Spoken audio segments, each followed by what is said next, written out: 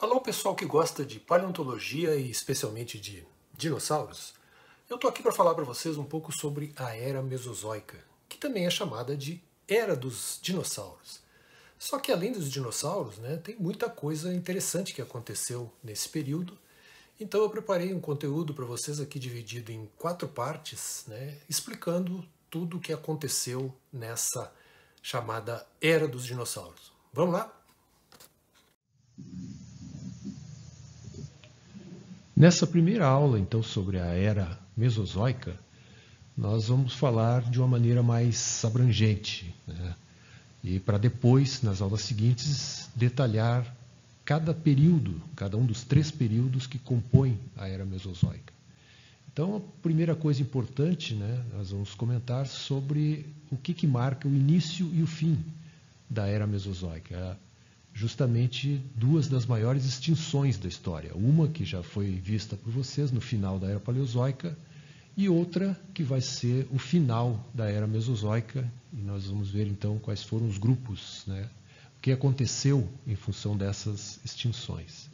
Depois vamos falar sobre o ponto de vista geográfico, ou seja, como é que estavam os continentes na Era Mesozoica. Porque a gente vai começar a Era Mesozoica com a Pangeia, ainda que se formou no final da Era Paleozoica, mas depois a Pangeia começa a se fragmentar, os continentes começam a se separar até chegar na próxima condição que a gente tem hoje. Então tudo isso vai acontecendo ao longo da Era Mesozoica.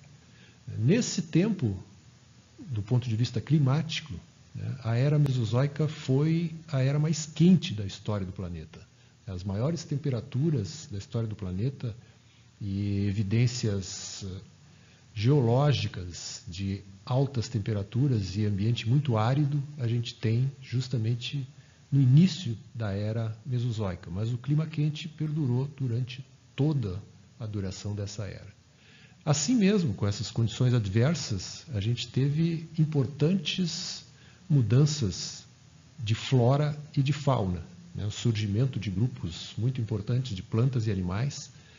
A Era Mesozoica é conhecida como a Era das Gimnospermas, devido ao predomínio desse grupo de plantas, especialmente das coníferas. E também, do ponto de vista faunístico, é conhecida como a Era dos Répteis, principalmente pela presença dos dinossauros, mas também dos grandes répteis marinhos que dominaram os oceanos ao longo dos 3 períodos geológicos que compõem essa era.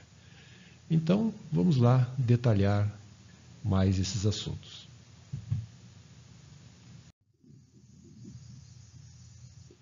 A primeira pergunta que pode ser feita é, afinal, o que era a Era Mesozoica? Quando a gente olha para a coluna do tempo geológico, a gente tem aqui um éon fanerozoico, dividido em 3 eras: a Era Paleozoica, a Era Mesozoica e a Era Cenozoica. Só que cada uma dessas eras, por sua vez, é dividida em uma série de períodos. Então, mas por que esse intervalo ficou conhecido como a Era Mesozoica? Bom, primeiro, ela está no meio, ela fica entre a Era Paleozoica e a Era Cenozoica. Isso explica só a etimologia, a origem do nome. Ela é meso porque ela está no meio, com uma duração de praticamente 200 milhões de anos. Começou por volta de 250 milhões de anos e terminou a cerca de 65 milhões de anos. Ela está dividida em 3 períodos. Ok, as outras eras também estão divididas em vários períodos. A Era Mesozoica, então, tem os períodos Triássico, Jurássico e Cretáceo. Mas por que justamente aqui, entre os períodos Permiano e Triássico e entre o Cretáceo e o Paleoceno, foram estabelecidos esses limites que determinam, então, o início e o fim da Era Mesozoica? É que, assim como cada período desses ele é separado do outro por uma extinção, então o que a gente está vendo aqui é uma sequência de faunas e floras que se extinguem e surge uma nova fauna e uma nova flora. E assim sucessivamente. São extinções, surgimento de novas espécies. Extinções, surgimento de novas espécies. Então, isso define os limites entre os períodos. Mas o que vai definir os limites entre as eras? justamente são as extinções de maior magnitude. Se a gente olhar aqui, cada pico desses corresponde à quantidade de gêneros que foram extintos em cada uma dessas extinções que delimitam os períodos aqui. Então vocês vão ver que aqui está a grande extinção que limitou o final da era paleozoica, que vocês já viram, que é a maior de todas, causou a maior catástrofe, e depois a outra extinção mais importante é esta aqui, que vai determinar o final da era mesozoica. Então a era mesozoica, com os 3 períodos aqui, o Triássico, o Jurássico e o Cretáceo, ela está entre essas 2 grandes extinções. Mas, se a gente olhar bem, né, essa extinção aqui, ela não é tão grande quanto esta, e, aliás, existem outras extinções tão grandes ou maiores do que essa. Então, por que esta aqui ganhou esse status de determinar o fim de uma era? Essa aqui é fácil de entender, porque praticamente toda a vida no planeta foi extinta, no final da era paleozoica, mas depois aqui, né, por que essa extinção é mais importante com as outras?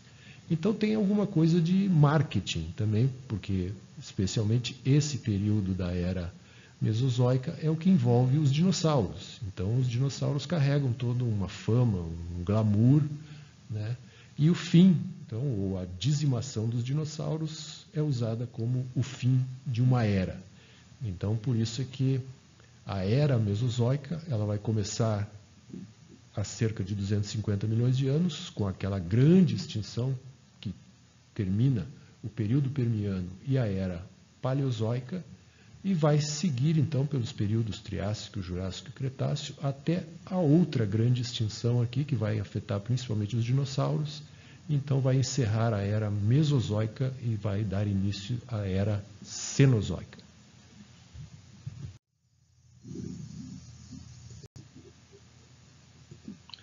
Do ponto de vista paleogeográfico, ou seja, da configuração, da posição dos continentes, né, a era mesozoica ela começa com a Pangeia. Lembrando que a Pangeia se formou na final da era paleozoica, né, mas ao longo então da era mesozoica, seguindo na linha do tempo aqui os períodos Triássico, Jurássico e Cretáceo, a gente vai vendo que os continentes começam a se separar. Então ocorre a fragmentação da Pangeia.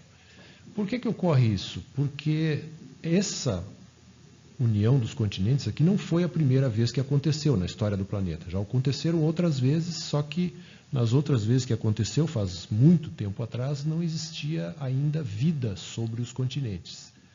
Mas então é comum os continentes, ao longo dos 4 bilhões e meio da Terra, eles já se juntaram e se separaram pelo menos 4 vezes. Por que eles não ficam juntos muito tempo? Porque como a Terra está eliminando calor de dentro para fora, o fato da gente juntar muitas massas continentais juntas faz com que se acumule uma grande quantidade de calor embaixo desses continentes. Então vai chegar num ponto que ele vai quebrar. É como se fosse uma tampa de uma panela e a gente deixa o fogo fervendo lá embaixo. Lá pelas tantas o fogo vai começar a empurrar essa tampa da panela para cima. E aí o que acontece? Os continentes, aquele continente único começa a se rachar e começa a se dividir em partes. Então é isso que acontece ao longo da história do planeta.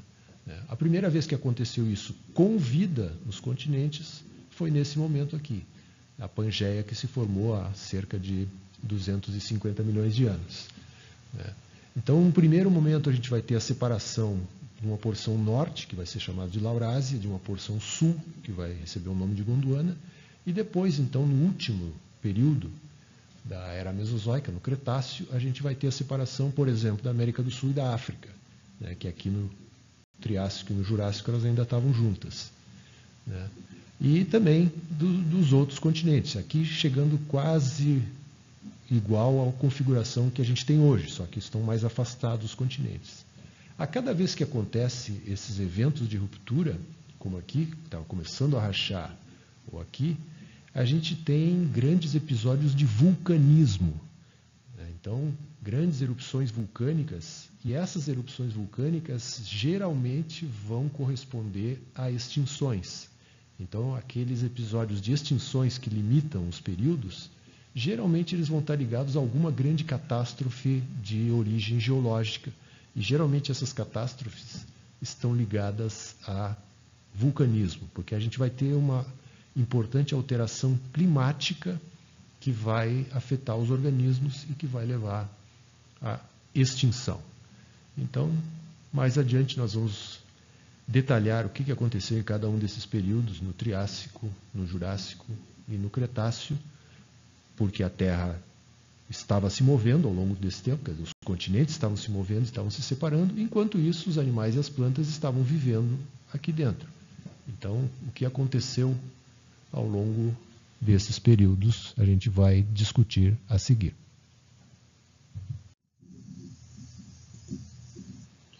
Como eu mencionei no início, em termos climáticos, né, a era Mesozoica é a era mais quente da história do planeta. Né? Então, esta curva aqui, ela representa a variação climática ao longo do tempo. Né? Então, quando a gente chega aqui no início da era Mesozoica, né, justamente a gente está no máximo de temperatura, com um declínio aqui e depois volta. Mas no seu todo, ó, é um período caracterizado pelo calor, pelas altas temperaturas, inclusive com o pico máximo aqui, que é admitido para toda a história do planeta.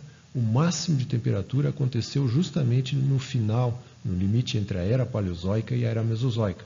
Não por acaso aqui ocorreu a maior extinção de todos os tempos.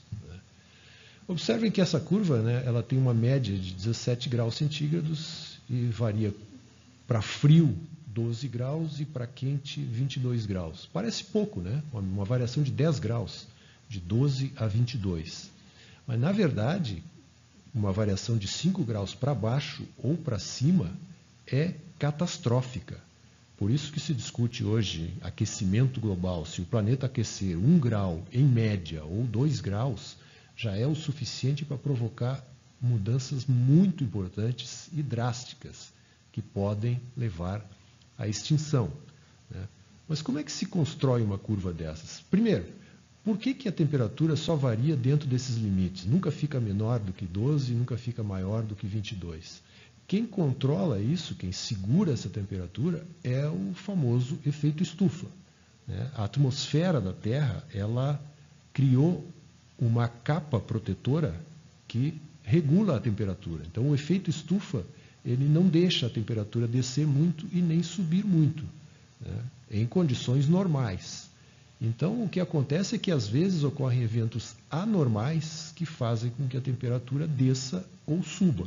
E, justamente nesses momentos, quando sobe a curva aqui ou quando ela desce demais, a gente tem alguma catástrofe relacionada a uma extinção. Né? Mas como é que se constrói uma curva dessas? Né? Como é que se sabe se no passado era frio ou era quente? Fazendo uma comparação com os ambientes atuais. Hoje, o que a gente tem nas áreas frias? A gente tem geleiras e a gente tem animais e plantas que são típicos de clima frio. Ao contrário, se a gente vai para o Equador, a gente tem certos tipos de rochas, de plantas e de animais que são característicos de clima quente. Então, se a gente encontra nas camadas sedimentares registros de rochas ou de animais ou de plantas que são indicativos de clima frio, a gente deduz que naquela época o clima era frio. Ao contrário, se a gente encontra ao longo de todo o planeta só rochas, animais e plantas que seriam indicativos de clima quente, então a gente supõe que naquela época o clima era quente. Então, por que na era Mesozoica, né, a gente teve esses picos de calor aqui e essa média extremamente elevada de temperatura? Né? Primeiramente, a própria construção da Pangeia, né, o fato de a gente ter todos os continentes juntos, é uma dificuldade para que a umidade saia do oceano e venha para o interior do continente. Porque quando chove no interior do continente, de onde é que vem essa umidade? É da evaporação da água do mar. Então a gente tem a circulação atmosférica que faz a água evaporar do mar e o vento leva essa umidade para dentro do continente e aí chove. Só que se a gente tem um continente muito grande, né, fica difícil dessa umidade conseguir chegar nas partes mais internas.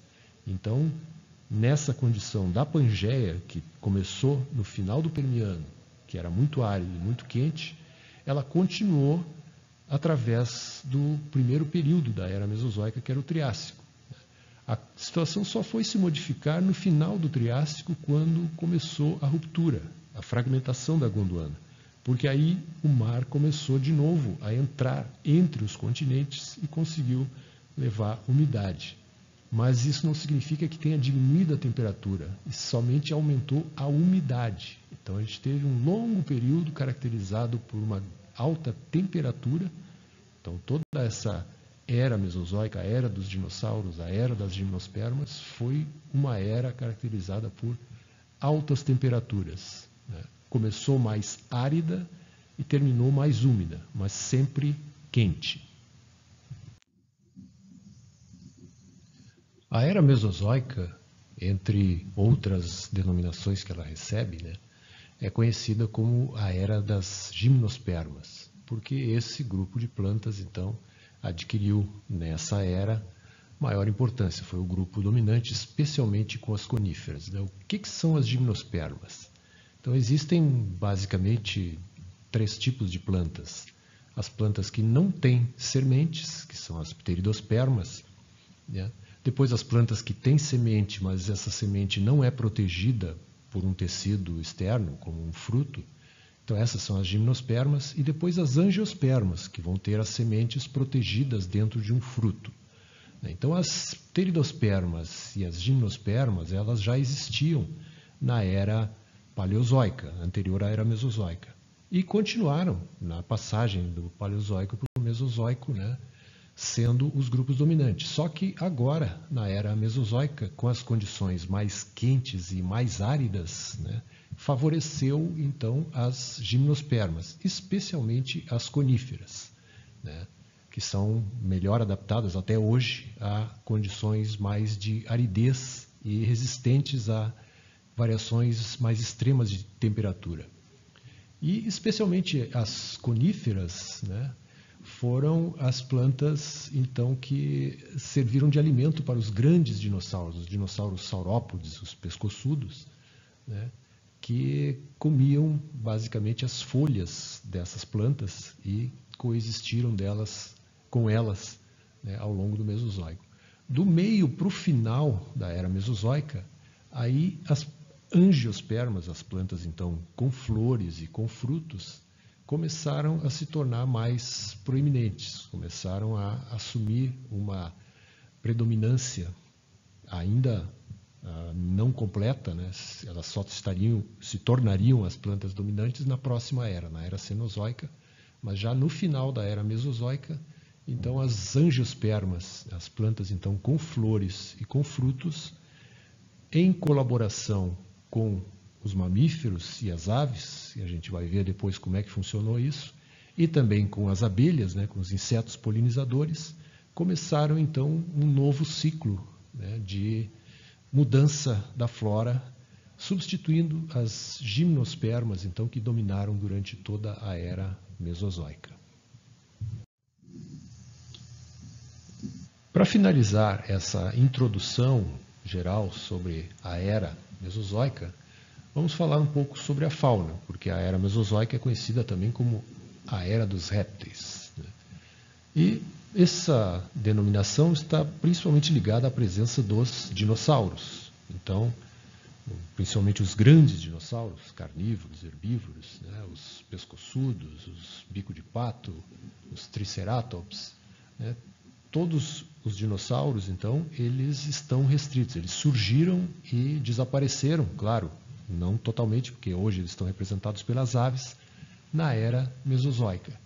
Mas também existiram outros grupos de organismos que foram tão espetaculares quanto os dinossauros, né? Entre eles, por exemplo, os pterossauros.